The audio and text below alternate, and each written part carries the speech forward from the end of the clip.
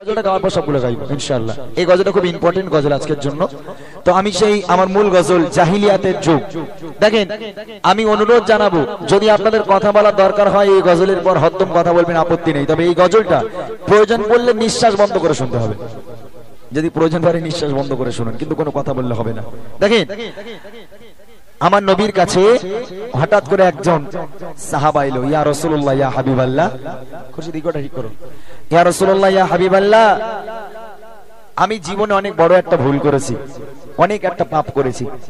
রাসূল বলল, কি পাপ করেছো? এই কচি, তোর কথা বলতে বারণ করেছি আমি? হ্যাঁ,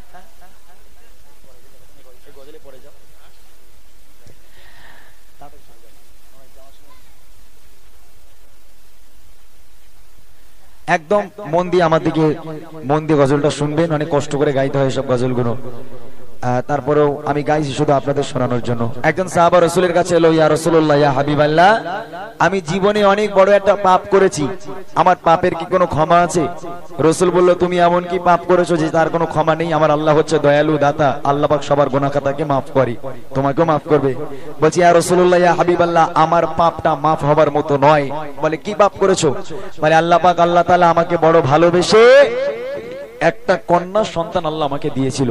ইয়া রাসূলুল্লাহ ইয়া হাবিবাল্লাহ, আমি নিজে হাতে করে আমি আমার কন্যা সন্তানকে জ্যান্ত পুঁতে দিয়েছি। কি করেছি? আমি আমার কন্যা সন্তানকে জ্যান্ত পুঁতে দিয়েছি। এই কথা শোনার পর আমার আপনার নবী অঝর নয়নে কাঁদতে লেগে গেল। হায় রে পিতা, তুমি কেমন পিতা, তুমি কেমন মানুষ যে তুমি তোমার নিজের কন্যা সন্তানকে এই রকম করে জ্যান্ত পুঁতেছো? তোমার মেয়ের প্রতি একটু দয়া হলো না, একটু মায়া হলো না? কেমন করে পুঁততে পারো তুমি? ছন্দের মাধ্যমে কবি লিখছে, অনেক কথা হচ্ছে, আমি বারবার বলছি গজলটা মুখটা বন্ধ করে শুনুন, যদি ভালো না লাগে তারপরে কথা বলবেন। আমি অনেক কষ্ট করে গাইবো, মন দিয়ে শুনতে হবে। যদি পাষাণ হৃদয় হয়, এক ফোঁটা হলেও চোখ থেকে পানি পড়বে। আমার বোনেরা তো এখানে আছে, সেই জাহিলিয়ার যুগ যদি এখনো থাকতো, একটা বোন আর বেঁচে থাকতো না, সব ওই জ্যান্ত কবর দিতে হতো তাদেরকে। সেই কথা আপনাদের শোনাচ্ছি। কবি ছন্দের মাধ্যমে লিখছে, খুব মনোযোগ দিয়ে শুনবেন। আরবের বুকে জাহিলিয়াত যুগে, আরবের বুকে জাহিলিয়াত যুগে, সুখ শান্তি নারী সম্মান বলে কিছু ছিল না। কি বলবো সেই যুগের ঘটনা, কি বলবো সেই যুগের ঘটনা। আরবের বুকে জাহিলিয়াত যুগে, আরবের বুকে জাহিলিয়াত যুগে, সুখ শান্তি নারী সম্মান বলে কিছু ছিল না। কি বলবো সেই যুগের ঘটনা, কি বলবো সেই যুগের ঘটনা। এক মানবীয় নবীকে শোনা, ডুবে আছে নবী আমি গুনাহ। এক মানবীয় নবীকে শোনা, ডুবে আছে নবী আমি গুনাহ। কি বলে আমার ভাই বলে হে নবী আমার, কি বলে আমার ভাই বলে হে নবী আমার, বাবু আমি নাকি ভুলে ঘুমাই।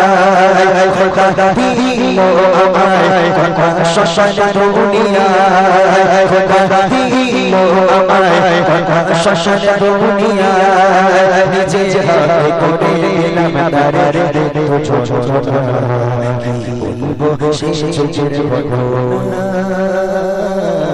কি বলবো সেই যুগের ঘটনা।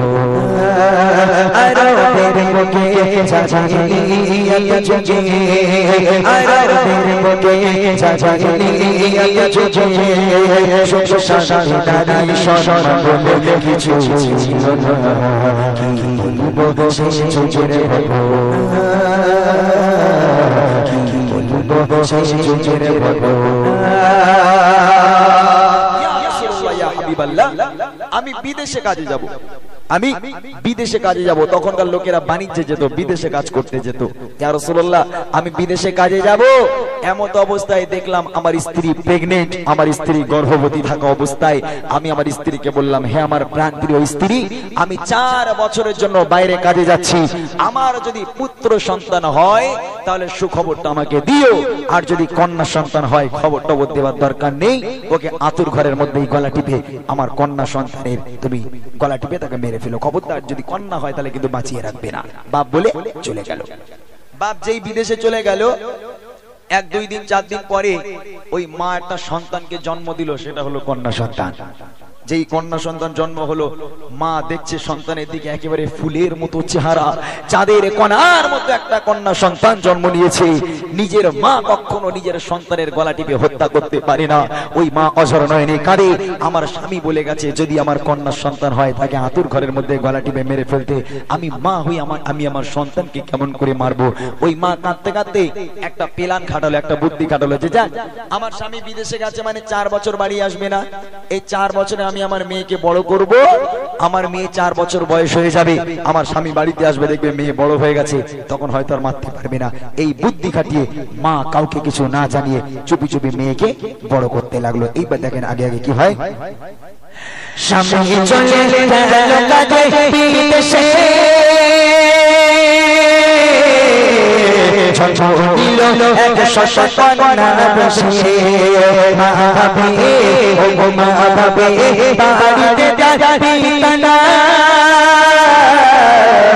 লালন পালন করব মায়া মমতা, বাবাকে মানা জানিয়ে মেয়েকে বড় করে, বাবাকে মানা জানিয়ে মেয়েকে বড় করে, বেড়ে ওঠে কখন তখন 4 বছর পার করে, খেলেছে কচি শিশু হেসে খেলে আয়না, খেলেছে কচি শিশু হেসে খেলে আয়না, মা ভগবানের স্বামী বলে বাঁচিয়ে রাখবে না, কি বলবো সেই যুগের ঘটনা, কি বলবো সেই যুগের ঘটনা। আস্তে আস্তে আস্তে মেয়েটা বেড়ে উঠলো, 4 বছর হয়ে গেল। ওই ফুলের মতো চাঁদের কণার মতো ফুলটুসি মতো একটা মেয়ে, 4 বছরের মেয়ে আঙিনায় উঠানে হাসছে, খেলছে, খেলা করছে। এমত অবস্থায় সেই বাপ বিদেশ থেকে কাছ থেকে বাড়ি এলো। যেই বাড়ি এসে গেটে পাটা রেখেছে, দেখছে তার উঠানে একটা মেয়ে খেলা করছে, খুব সুন্দর একটা মেয়ে। তখন বাপের মাথা গেছে আগুন হয়ে, মেয়ে কার? কার মেয়ে? কোথায় বাড়ি? আমার বাড়িতে কেন? আমার বাড়িতে কেন খেলা করে? এরকম বাপ ভাবতে থাকে। আর মেয়েটা ছুটে ছুটে এসে আব্বাকে জড়িয়ে ধরেছে। আব্বা, আব্বা আপনি ভালো আছেন? আব্বা কতদিন হলো আপনাকে দেখিনি। আব্বা মায়ের মুখে আপনার কত কথা শুনেছি, আমি আপনার মেয়ে। আব্বা আমার কথা কি একবারও মনে পড়েনি?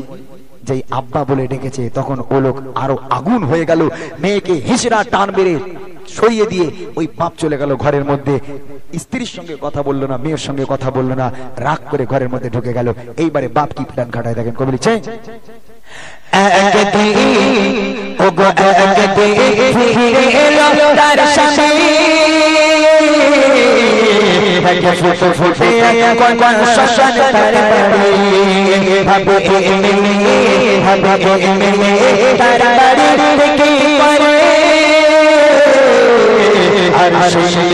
ছুটে এসে শরীরে পড়ে, আপু আমায় দেখো খা, আমি যে তোমার শশা, আপু আমায় দেখো খা, আমি যে তোমার শশা, বহুদিন ধরে তোমায় ছিল খাবার শশা, আজ হয়েছে বুড়ো, আপু আছো কেন, আজ হয়েছে বুড়ো, আপু আছো কেন,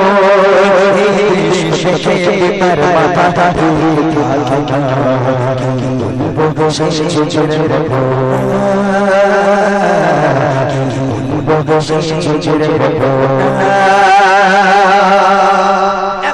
হয়ে গেল, 2 সপ্তাহ হয়ে গেল। বাপ কতদিন রাগ করে থাকবে।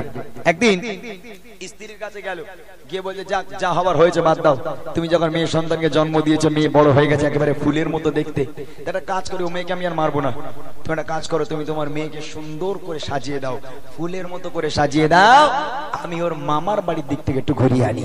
তখন মা একটু বুকে শান্তি পেল, যাক আমার পাষাণ হৃদয় স্বামী আজকের সে আমার মেয়েকে মেনে নিয়েছে, আমার স্বামীর মনটা মনে হয় খুব ভালো হয়েছে। মা আনন্দের সঙ্গে ওই মেয়েকে সুন্দর করে সাজালো। আরে ভাই এত কথা হচ্ছে কেন রে ভাই? কি হলো, কি সমস্যা, কি এত কথা হচ্ছে কেন? মা মেয়েকে সুন্দর করে সাজালো। সাজানোর পরে ওরা বাপের হাতে তুলে দিল, যাও আমার মেয়েকে নিয়ে ঘুরে এসো। ওই পিতা মেয়ের হাত ধরে এইবার বাড়ি থেকে বার হয়ে গেল। পথের পর পথ, পথের পর পথ, পথের পর পথ হেঁটে যায়, গন্তব্য আর আসে না। না আছে কোনো পানি, না আছে কোনো ছায়া। এক সময় মেয়ে বলছে, আব্বা আব্বা আপনি আমাকে কোথায় নিয়ে যাচ্ছেন আব্বা? আব্বা আমি আর চলতে পারি না আব্বা, পিপাসায় কলিজাটা ফেটে যায় আব্বা, একটু ছায়া নেই, একটু পানি নেই আব্বা, আমি আর হাঁটতে পারবো না, আমার কলিজা ফেটে যাচ্ছে, আপনি আমাকে বাড়ি নিয়ে চলেন। বাপ আর কোনো কথা শুনতে রাজি নয়। মেয়ের আর কোনো কথা বাপ শুনবে না। টানতে টানতে মরুর বালুর উপর থেকে বাপ মেয়েকে নিয়ে যাচ্ছে। মেয়ে হাউ হাউ করে কাঁদছে আর বলছে, আব্বা আব্বা আমাকে একটু পানি দেন আব্বা, আমার কলিজাটা ছিঁড়ে যাচ্ছে পিপাসায় আব্বা। মেয়ের কথা বাপ আর শোনে না। এইবারে কি হয়?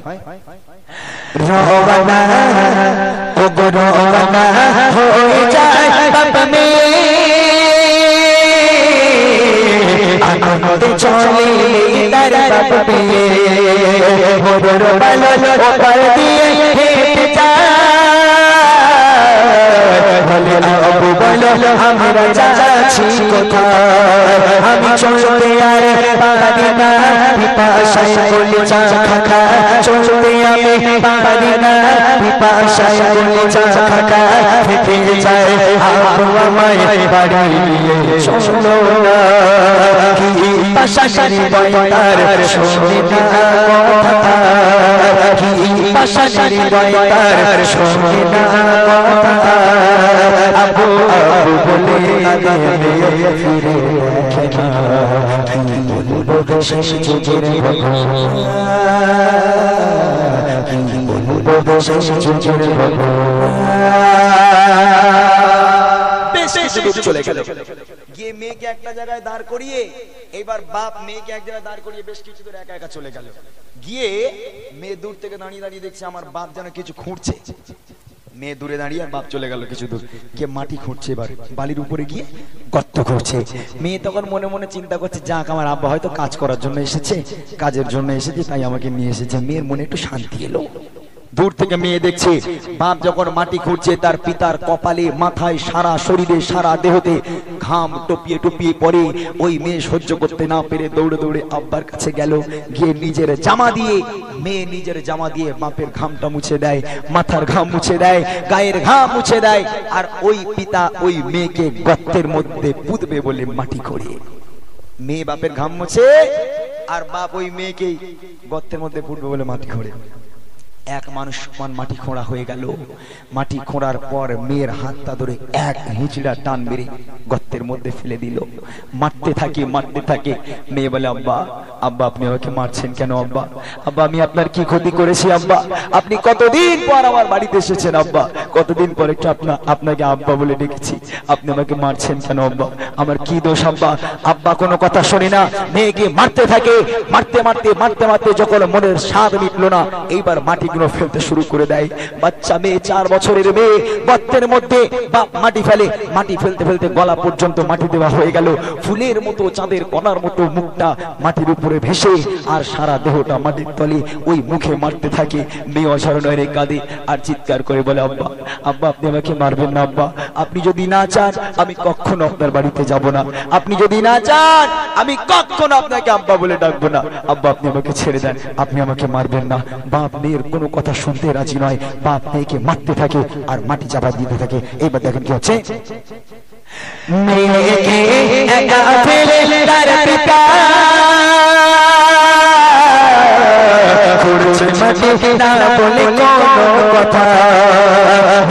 তার হুকুমে তার পিতার ঘাম মুছে যায়, আর আপন মনে পিতা মাটি খুঁড়ে যায়। এক মানুষ মাটি খুঁড়ে পিতা মেয়ের হাত ধরে, এক মানুষ মাটি খুঁড়ে পিতা মেয়ের হাত ধরে দিল ফেলে নিয়ে যায় পড়ে। কাঁদে সোনা আব্বু আমায় মেরো না কাঁদে কচি সোনা আব্বু আমায় মেরো না মাটি চাপা দিতে দিতে কথা শোনে না কি বলবো সেই চোখের ঘটনা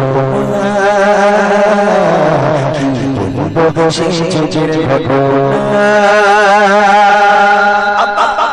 যদি না চান কখনো কারোর সঙ্গে আপনার পরিচয় দেব না। আপনি আমার আব্বা, আব্বা আপনি আমাকে মাটির তলা থেকে বার করেন আব্বা, আমাকে মারবেন না, আপনার মার আমি সহ্য করতে পারছি না আব্বা। বাপ মেয়ের কোনো কথা শুনতে রাজি নয়, মারতে মারতে মেয়েকে ওই 4 বছরের ফুলটুসি কন্যাকে রক্তাক্ত করে দিল, রক্তাক্ত করে তাকে মাটির তলায় পুঁতবে বলে অর্ধেক পোতা হয়ে গেল, গলা পর্যন্ত পোতা হয়ে গেল, শুধুমাত্র মুখটা বার হয়ে আছে। ওই কচি মুখে আব্বা আব্বা বলে কাঁদে। আব্বা আব্বা আপনি আমাকে মারবেন না। আহা, কচি মুখে আব্বা বলে ডাকে, ওই বাপের মনে একটু দয়া হয় না যে কচি মুখে আব্বা বলে ডাকছে, কোন পিতা পারে ওই রকম করে মেয়েকে মাটির তলায় আজকের পুঁতে দিতে? কোন মেয়ে পারে, কোন বাপ পারে? মেয়ে বলছে আব্বা আব্বা আপনি আমাকে ছেড়ে দেন আব্বা, আমি কখনো আপনার বাড়ি যাব না। আপনি যদি না চান আমি আমার মাকে কখনো মা বলে ডাকবো না, আপনাকে আর আমার মাকে আমি কখনো পরিচয় দেব না, আপনি আমার বাপ মা, আমাকে ছেড়ে দেন আব্বা, আমি আপনাদের থেকে অনেক দূরে চলে যাব। পিতা কোনো কথা শুনতে রাজি নয়, মারতে মারতে মারতে মারতে এমস্ত অবস্থায় যে ফুলের মতো মুখটা মাটির উপরে বার হয়েছিল, এক ঝামা মাটি ফেলে পুরো মুখটাও মাটির তলায় চলে গেল। চিরজনমের মতো কলিজার টুকরা ওই 4 বছরের ফুলটুসি মাটির তলায় দাফন হয়ে গেল, জিন্দা দাফন হয়ে গেল।